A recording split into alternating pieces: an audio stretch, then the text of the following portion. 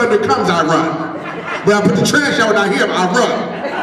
My response to thunder is to run. But this particular time, the master of thunder. This particular incident, I happen to be in the presence of the master of thunder. I need somebody who's been in a situation and recognize I'm in the presence of the master of cancer. I'm in the presence of the master of bankruptcy. I'm in the presence of the master of the assassins and of the terrorists. I'm in the presence of the master. And the master said, stand still. It didn't matter what thunder said, because his master said, stand still. Don't move, don't go nowhere. Don't go nowhere. My God. And so we sat there. We were terrified, Sister Levia. I know, I'm sure bodily functions and all that. And we sat there and we're shaking, but we did not move. Yes. We did not move. Yeah. And Officer Martin let him smell us. Yes. He said, you got to understand, all he's ever wanted to do was smell you. Y'all just keep running away so he can't get to know you. The whole point was for him to smell you. If you stand still, you'll see the situation is not that bad. Now, a whole lot of time. Then he said, another sister, Sean, he said, why didn't you ask me? All them times y'all jumping over the fence, cutting your pants legs, trying to get these balls, why didn't y'all just come and ask me? Yeah, my God. God is saying, why didn't you just go ask the master? You were in the middle of the problem and you're cutting yourself trying to get away from the problem. He said, why you ain't just come ask the master? Oh my God. You got to understand who thunder belonged to. She said, I feed thunder. And I put a roof over thunder's head. And I tell thunder to go and he go. And I tell him to come and he come. Matter of fact, thunder, sit down. And guess what that mighty monstrosity did? Right in front of me. He sat down.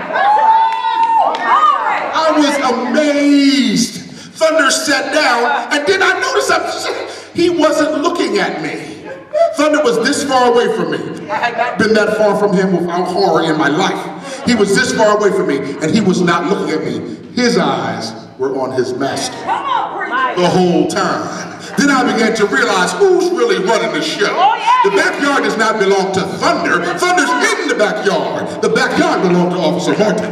And so if I know Officer Martin, My God. and I know who controls the whole backyard, I don't have to be scared and all by myself and lonely in the backyard no more. Whenever my ball went over the fence, I would say, hey, Officer Martin! I got right bold after that. Thunder would be barking, shut up before I get off this phone. I started bugging away up there. I've been telling, right? Everything changed about playing because I recognize who's in charge.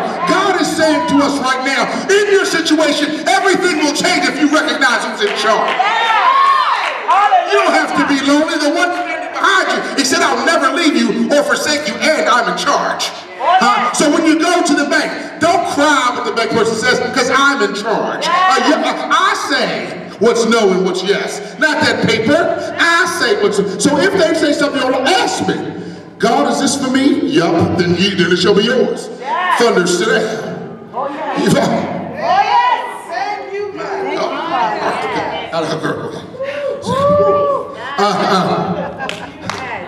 He said, I gotta go turn my page. Woo, got me thinking about old Thunder. and the worst part, you know how many years we were scared of him? Yeah. You know how many balls, Uncle Leroy, you know how many balls we just left there because we were scared to go get them? When you went back there, all you saw was balls from kids in the neighborhood. Looked like a ball factory back there. Soccer balls, football, basketball. I ain't going to get it. That ball was just gone. Right?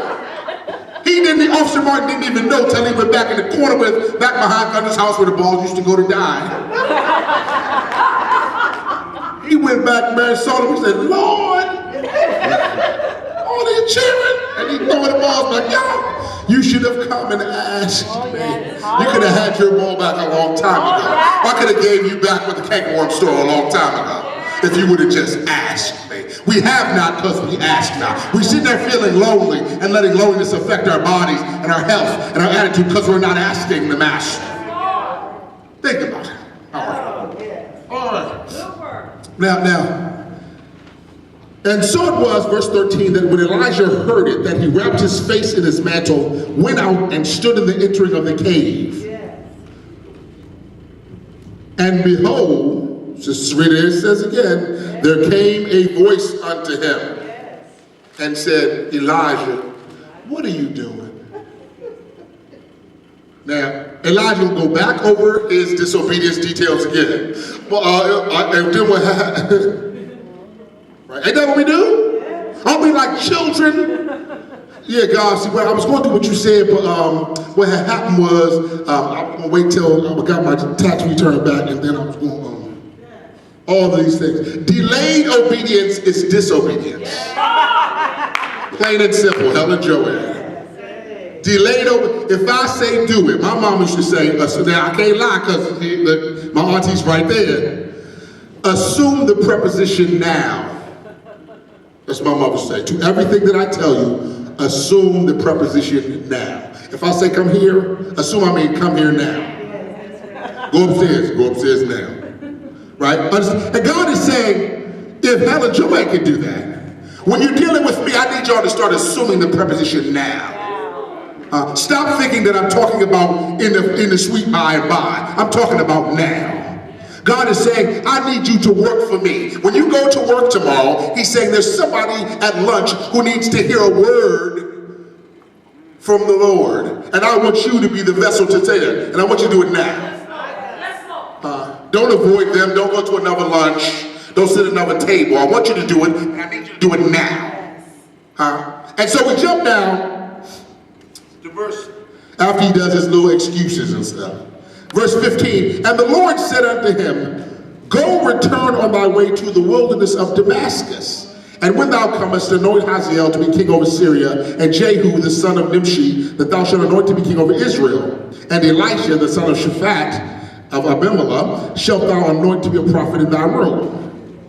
Now that was the assignment he had at first. That's what God told him to do before he got mixed up with Jezebel and all that. Right? God don't forget what he told you to do. We have to remember that God's assignments don't change. If he said you're to go to India, you could go to Europe and stay there for 50 years. He expects you to go to India. If you don't believe me, ask Jonah. When he got off that fish, he went right where his assignment had not changed. And so the same assignment he gave him in chapter 18, he goes back, he says, now that you've been through all this, now go do what I told you to do. Right? And we jump down to verse 19. So he's gotten over his loneliness. He's gotten over his selfishness, that really loneliness is rooted in selfishness. Loneliness is rooted in the idea of how I feel and what affects me, and I don't feel supported, and I don't feel right. But if we take our eyes off of ourselves, if we get outside our own helmets for just a little bit, what you will see is God has a greater goal in mind here. You're part of a bigger picture, and he's designed you for the big picture, not the little thing. Because human beings are the only creations on earth that complain. Amen. Surely. Amen. Think about it. We're the only thing that complains, period. Dogs don't complain, right? Animals even go to their death without ever whispering a word about it. I've never seen a sparrow feel sorry for itself. Y'all know that poem, come on in. All right, so verse 19, he says, so he departed thence and found Elisha, the son of Shaphat, who was plowing, remember this is from Bible study, with 12 yoke of oxen before him, and he with the 12th. And Elijah passed by him and cast his mantle upon him. He was supposed to find this boy Elisha, right? That's what God told him to do. He got to fool him with other stuff, right? But he told him, find this boy Elisha. So when he goes and finds Elisha, he sees Elisha with 12 yoke of oxen. Now, I've seen this verse many times, but it wasn't until recent study that the Lord lifted to me that Elisha was paid. 12 yoke of oxen was a lot of oxen. That means he was a prosperous gentleman. He had a good business. Things was going pretty good for him. And so he said, so now the reason that Elisha hooks on to Elijah is because Elijah had overcome his loneliness. I don't see where it says they met before. They had no prior contact. See, when you overcome your loneliness and put yourself in the presence of the Lord, people notice. Yes. They might not know what to call it, but they notice when you've been in the presence of the Lord. You look different. What you been doing? Why you ain't been calling me? You ain't been to happy hour in like 10 weeks. Where you been at? Huh? So when you've been in the presence of the Lord, people tend to notice. And when you get over that lonely thing, that's holding that the devil placed in. Nobody's ever gonna love you. You all by yourself. When you get past that and talk to the master, yes, and he shows you what the plan is, then your very countenance, the Bible calls it a countenance, will be different. Amen. And so it says he passed by, meaning Elijah passes Elisha, and cast his mantle upon him. And Elisha, he left the oxen and ran after Elijah and said, let me, I pray thee, kiss my father and mother, then I will follow thee. So Elisha says, let me just run home, kiss my mom and dad, and I'm with you. Amen. Pastor King just said, delayed obedience is disobedience. Right? He did not say, go kiss mama. He did not say, get your affairs in order. That's a mistake many of us are making in our lives. God is calling us to do things, and we want to get our affairs in order. God is saying, you can't get your affairs in order anyway. You can't fix it. You need me. So you should follow me. If you want your affairs to be in order, come follow me. Huh? And so Elijah gets on his case, and Elijah says, go back then. Said, you're not ready to follow me. If your mom and dad and getting everything right with your family means that much to you, then you're not ready to follow me. And he returned back, verse 21, and took a yoke of oxen and slew them and boiled them their flesh with the instruments of the oxen and gave unto the people, and they did eat. And then he arose and he went after Elijah and ministered to him. What did Elijah do? Because the man Elijah had been in the presence of God, his word began to have authority. I don't know if you ever been in a situation where I was unsaved. I wasn't the first one in my peer group to get saved. Amen. Raised up in church, but I was not the first one to get saved. And when I watched my friends who gave their lives to Christ when I was still wilding out, when they would say things, there would be an authority to them. Y'all know we shouldn't do this. Yeah. Is that you? Wait, that's you? Man, go ahead with that, man. We don't need all that. He began to be a change agent. Yes. Understand? And because Elijah had been in the presence of God, and he was now no longer afraid to stand by himself.